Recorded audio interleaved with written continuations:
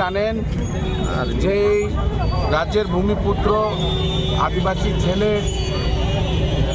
Angel চাকমার কিছুদিন পূর্বে বহির্রাজ্য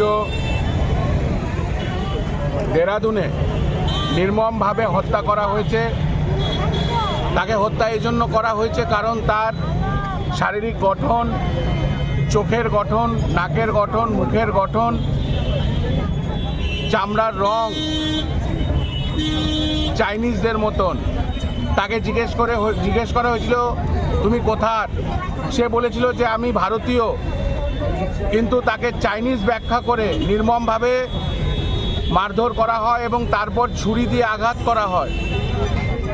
এবং যখন তাকে ছুরি দিয়ে আঘাত করা হচ্ছিল সে চিৎকার করে বলছিল যে I am Indian, I am not Chinese, আমার বাবা বিএসএফে চাকরি করে, আমি ভারতীয়।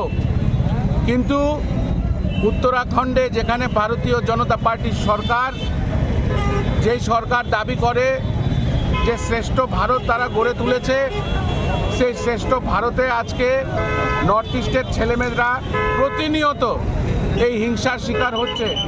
এটা প্রথমবার না, এরকম মিজোরাম, নাগাল্যান্ড, মণিপুর প্রত্যেকটি রাজ্যের ছেলেমেয়েদেরকে রোজ বহির্রাজ্যে ইনসাল্ট হতে হয়। তাদেরকে চিংকি, মোমো, চাইনিজ বলে ব্যাখ্যা করা হয়। আমরা north east coordination, youth Congress coordination Congress কমিটির তার তীব্র নিন্দা জানাই।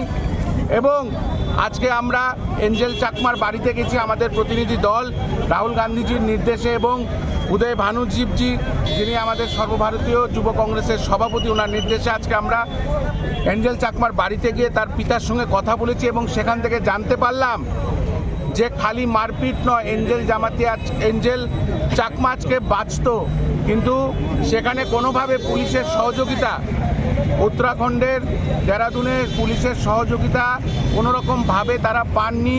এবং যেই ডাক্তার অপারেশন করেছে তার পরের দিন উনি ছুটিতে চলে গেছেন এবং ওনার থেকে যখন জানতে চাওয়া হয়েছে 6 দিন পর্যন্ত এঞ্জেলের মা এবং বাবাকে কোনো রকম রিপোর্টস দেওয়া হয়নি, কোনো আপডেট দেওয়া হয়নি।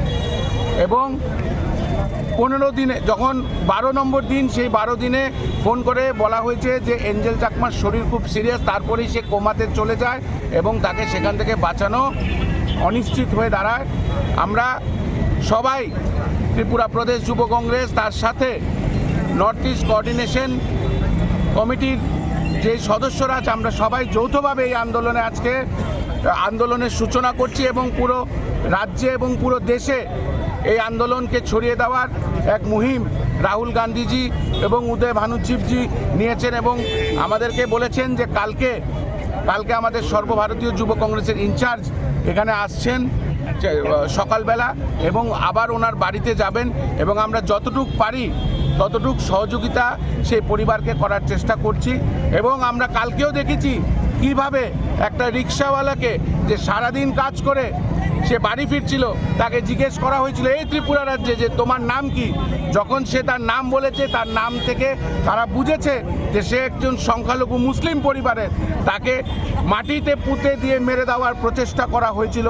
আমরা দেখেছি কিভাবে সুদীপ রায় বর্মনজি আমাদের সিডব্লিউসি মেম্বার কালকে গিয়ে তার সুষ্ঠু বিচারের আবেদন জানিয়েছেন। এবং আমরা এখান থেকে আজকে সবাই মিলে আওয়াজ তুলতে চাই যে আমরা ভারতীয়, আমরা চাইনিজ নয়, আমরা নর্থ ইস্টের মানুষ এবং নর্থ ইস্ট ভারতের একটা অঙ্গ এবং নর্থ ইস্ট চায়নার কোনো অঙ্গ না। এই বলে আমরা আজকে আমাদের এই আন্দোলন কর্মসূচি, এই মশাল মিছিল শুরু করতে চাই।